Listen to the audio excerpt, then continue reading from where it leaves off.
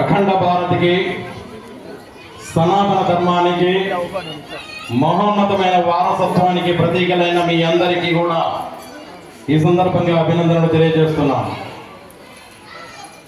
ఇప్పుడిప్పుడే తమను తాము హిందువులుగా గుర్తిస్తున్న హిందూ బంధువులందరికీ కూడా ప్రత్యేకమైన అభినందనలు. భారతదేశం అంటే ఏమిటి?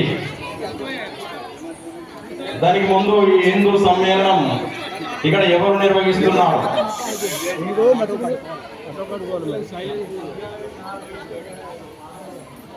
ఇక్కడ హిందూ సమ్మేళనం ఈ యొక్క నెహ్రూ నగర్ యొక్క ఉత్సవ సమితి ఏ పార్టీకి సంబంధం లేకుండా మనమంతా హిందువులం అనే భావనతోని మన హిందూ ధర్మాన్ని తెలపడానికి, సనాతన ధర్మం తెలపడానికి ఈరోజు ఇక్కడ హిందూ సమ్మేళనం, విరాట్ హిందూ సమ్మేళనం అనే ప్రోగ్రాంను మనం నిర్వహించుకుంటున్నాం. మరి ఈ ప్రోగ్రాంకు ఇంత సంతోషంగా, ఇంత ఆనందంగా మీరు అటెండ్ అయ్యడానికి కారణం ఎవరు?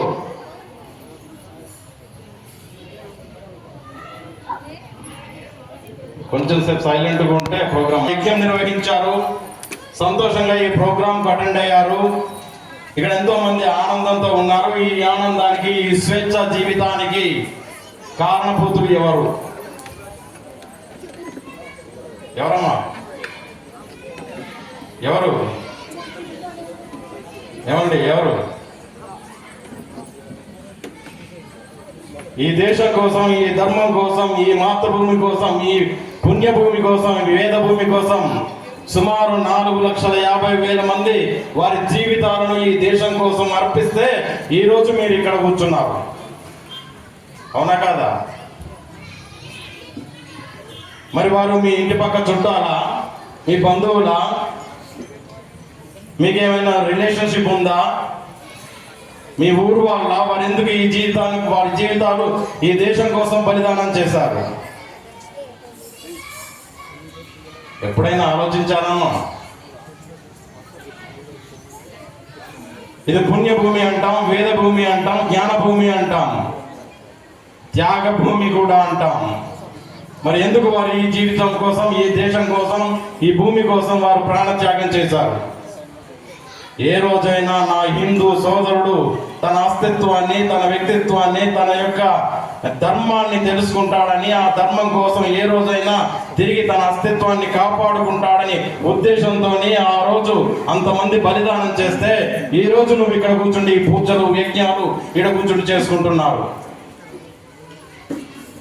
వారి బలిదానంలో స్వార్థం లేదు, వారి బలిదానంలో రాజకీయం లేదు. వారికి ఉన్నది ఒకటే, ఈ దేశం బాగుండాలి, ఇక్కడ ఉన్న ధర్మం బాగుండాలి, ఈ పుణ్యభూమి బాగుండాలి, ఈ ధర్మభూమి బాగుండాలి, ఈ వేదభూమి బాగుండాలనేది. మరి ఈ పుణ్యభూమి అని దేనికంటాం మనం? సుమారు 84 లక్షల యోనుల గుండా వచ్చిన జన్మ ఏదైనా ఉంటే అది భారతదేశంలో పుడితేనే ఆ జన్మకు, ఆ యొక్క ఆత్మకు మోక్షం లభిస్తుందని చెబుతారు. అందుకే ఇది పుణ్యభూమి. మన భూమి గురించి కూడా అంత గొప్పతనం చెప్పినా కూడా మీకు రెస్పాన్స్ లేదు. ఏమండి, మరి అంత పెద్ద గొప్ప భూమి, మహాపురుషులు, మహారుషులు తపస్సు చేసిన యజ్ఞ భూమి, ప్రపంచానికి వేదాలను అందించిన వేద భూమి మనది. అటువంటి గొప్ప భూమిని రక్షించుకోవాల్సిన బాధ్యత ఎవరిది? ఎవరిది? ఎవరిది? మరి మనం ఏం చేస్తున్నాం? 900 సంవత్సరాల వరకు అమెరికా లేదు, కొలంబస్ ఈ ప్రపంచానికి తెలియజెప్పేంత వరకు. 2000 సంవత్సరాల వరకు ఇజ్రాయెల్ లేదు, యేసు అనే వ్యక్తి ఈ ప్రపంచానికి తెలియజెప్పేంత వరకు. 5000 సంవత్సరాల వరకు చైనా లేదు, మన బోధి ధర్ముడు ఈ విషయం చెప్పేంత వరకు. 1525 సంవత్సరాల వరకు అసలు ఇస్లాం దేశాలు లేవు, ఇస్లామే లేదు. మరి మన భారతదేశపు వయస్సు ఎంత?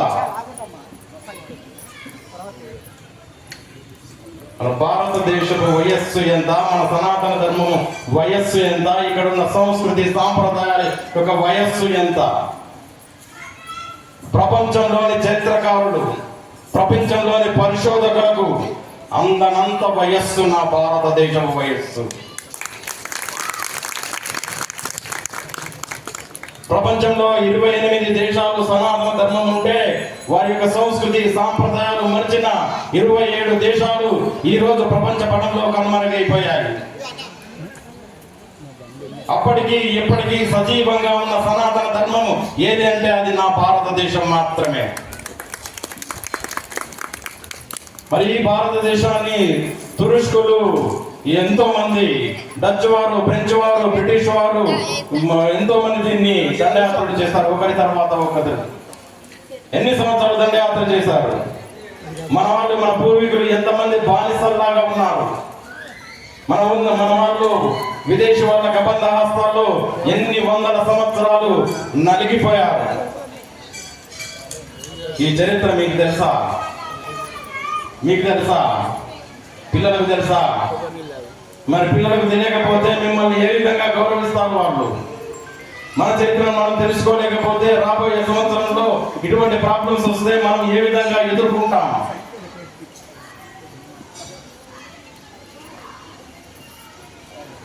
సుమారు 1200 సంవత్సరాలు మనం విదేశీలకు బానిసల్లాగా ఉన్నాం.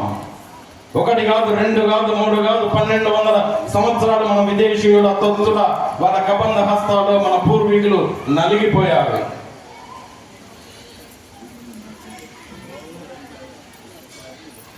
నా 800 సంవత్సరాలు ఇస్లాం వాళ్ళు, ముస్లింలు పాలిస్తే నా 400 సంవత్సరాలు బ్రిటిష్ వాళ్ళు పాలించారు. మరి అదే పరిస్థితి మళ్ళీ వస్తే మనం ఏం చేయగలము? 1200 సంవత్సరాలు విదేశీయుల తొత్తులుగా, విదేశీయుల బానిసలుగా ఉన్నా కూడా సనాతన ధర్మాన్ని 1% కూడా ఏమి చేయలేకపోయారంటే దాని గొప్పతనం మీరు అర్థం చేసుకోండి. అదే నా హిందూ ధర్మం.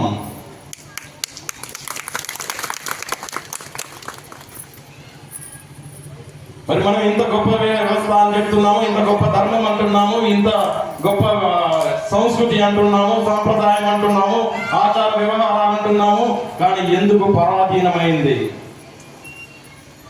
మన భారతదేశం ఎందుకు కబంధ హస్తాల్లోకి వెళ్ళిపోయింది? ఎప్పుడైనా ఆలోచించారా? స్వతంత్రోద్యమం జరుగుతుంది 1857 మే 10 నుంచి 1947 15 ఆగస్టు వరకు స్వతంత్రోద్యమం జరిగింది. సుమారు 4,50,000 మంది వారి జీవితాలు తృణప్రాయంగా ఈ దేశం కోసం బలిదానం చేస్తే ఈ రోజు వచ్చింది. రికార్డెడ్ ప్రకారం 4,50,000 మంది బలిదానం చేసిందని ఎక్కడ ఉంది రికార్డ్స్? బ్రిటిష్ వాళ్ళ ఆక్స్ఫర్డ్ లైబ్రరీలో ఉంది. ఎందుకంటే మళ్ళీ దాడి చేస్తే అక్కడ ఉన్న సగటు దేశభక్తి 4,50,000 మంది తృణప్రాయంగా ఈ దేశానికి అర్పించారు. మళ్ళొకసారి ఈ దేశం మీద దాడి చేయకుండా ఉండడానికి వాళ్ళు ఆ రికార్డు రాసి పెట్టుకున్నారు. అది స్వతంత్రోద్యమం రగులుతున్న వేళ, స్వతంత్రం కోసం యువకులు వారి ప్రాణాలను అర్పిస్తున్న టైం, ఎంతో మంది ఎంతో మంది వాళ్ళ జీవితాలను ఈ దేశం కోసం త్యాగం చేస్తున్నది, స్వతంత్ర పోరాటం జరుగుతున్న టైం. అప్పుడు ఒక వ్యక్తి ఆలోచించాడు, అసలు ఎందుకు ఈ దేశం పరాధీనమైంది?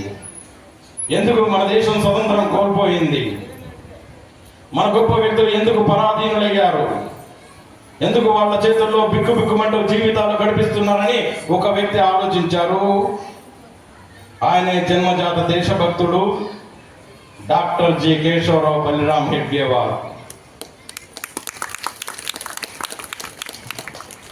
స్వతంత్రం పోయింది, ఎందుకు పోయింది? తన ఈ ఉద్యమంలో పాల్గొంటున్నాడు. సుభాష్ చంద్రబోసు గాంధీజీతో ఉద్యమంలో పాల్గొంటున్నాడు. సంవత్సరం పాటు జైలు శిక్ష అనుభవించాడు. అయినా కూడా బాంబులు ఎలా తయారు చేయాలో నేర్చుకున్నాడు. బ్రిటిషర్ల పాలన మీద ఎలా బాంబులు వేయాలో కూడా ఆలోచించాడు. కానీ మనసులో అనుకున్నాడు, ఎందుకు మన దేశం పరాధీనమైంది అని తనకు తానే ఒక క్వశ్చన్ వేసుకున్నాడు. మన పరాధీనమైంది కబంధ వాళ్ళ విదేశీయుల కబంధ హస్తాల్లో ఎందుకు నలుగుతున్నారు అనేది ఒక క్వశ్చన్ వేసుకున్నాడు. అప్పుడు స్ఫురించింది వారికి, మనలో ఐకమత్యం లేదు, మనలో దేశభక్తి లేదు, మనలో వ్యక్తి నిర్మాణం లేదు, ఈ దేశం కోసం పోరాడే శక్తి లేదు, జాతీయ చైతన్యం అంతకన్నా లేదు. మరి జాతీయ చైతన్యం దేశభక్తి నింపాలంటే ఏం చేయాలి? స్వతంత్రం ఈ రోజు కాకపోతే రేపు వస్తుంది, రేపు కాకపోతే ఎల్లుండి వస్తుంది, కానీ వచ్చిన స్వతంత్రాన్ని కాపాడుకోవాలంటే ఏమి చేయాలి? అప్పుడు ఆలోచిస్తే వారికి ప్రతి ఒక్కరిలో వ్యక్తి నిర్మాణం జరగాలి, ప్రతి ఒక్కరిలో దేశభక్తి నిర్మాణం జరగాలి, ప్రతి ఒక్కరిలో జాతీయ చైతన్యం డెవలప్ కావాలి అని ఆలోచించి రాష్ట్రీయ స్వయం సేవక్ సంఘ్ గత 100 సంవత్సరాల నుంచి ఒకే లక్ష్యంతో, ఒకే ధ్వజంతో, ఒకే మాటతో అడుగులో అడుగు వేస్తూ ఈ శక్తినంతా కూడా మన ముందుకు తీసుకొచ్చింది రాష్ట్రీయ స్వయం సేవక్ సంఘ్. అందులో భాగంగా రాష్ట్రీయ స్వయం సేవక్ సంఘ్ ఒక శాఖను ఏర్పాటు చేసింది. చిన్నపిల్లలందరినీ ఒక దగ్గరికి తీసుకువచ్చి 1925 విజయదశమి రోజు నాడు రాష్ట్రీయ స్వయం సేవక్ సంఘ్ అంకురార్పణ జరిగింది, కేవలం 5గురితోని. ఈ రోజు కొన్ని కోట్ల మంది స్వయం సేవకులు, 60 దేశాలకు పైగా కార్యక్రమాలు విస్తృతంగా జరిగాయి. ప్రపంచంలో ఏ నిర్ణయం తీసుకున్నా భారతదేశం యొక్క స్టాండ్ ఏంటిది, అందులో రాష్ట్రీయ స్వయం సేవక యొక్క ఆలోచన ఏంటిదని ఆలోచించే స్థాయికి ఈ రోజు రాష్ట్రీయ స్వయం సేవక్ సంఘ్ ఎదిగింది. 1 కాదు, 2 కాదు, 3 కాదు, 100 సంవత్సరాలు ఒకే లక్ష్యంతోని, ఒకే ధ్వజంతోని, ఒకే అడుగులో అడుగు వేస్తూ ప్రతిరోజు మార్నింగ్ 1 గంట సేపు శాఖ నిర్మాణం జరిగితే కొన్ని కోట్ల మంది స్వయం సేవకులు తయారయ్యారు. ఆ స్వయం సేవకుల మంది నుంచే సమాజ సేవకులు తయారయ్యారు. ఎంతో మంది కష్టాల్లో ఉన్నప్పుడు ఆదుకునే చేతులు, దేశ విభజన జరిగినప్పుడు ఎంతో మంది నిరాశలై పరాదేశంలో ఉండి ఇక్కడికి వస్తుంటే వారికి ఆశ్రయం కల్పించిన చేతులు రాష్ట్రీయ స్వయం సేవక్ సంఘ్. ఆ రాష్ట్రీయ స్వయం సేవక్ సంఘ్ ఆలోచన విధానమే ఈ రోజు 2025 విజయదశమి నాటికి శతాబ్ది ఉత్సవాలు జరుపుకుంటున్నాయి. అందులో సమాజాన్ని చైతన్యపరచాలి, సమాజంలో జాతీయ చైతన్యం నింపాలనే స్ఫూర్తితోని ఈ రోజు ఇక్కడున్న నెహ్రూ నగర్ ఉత్సవ సమితి సభ్యులందరూ కలిసి ఈ విరాట్ సమ్మేళనం నిర్మించుకుంటున్నారు.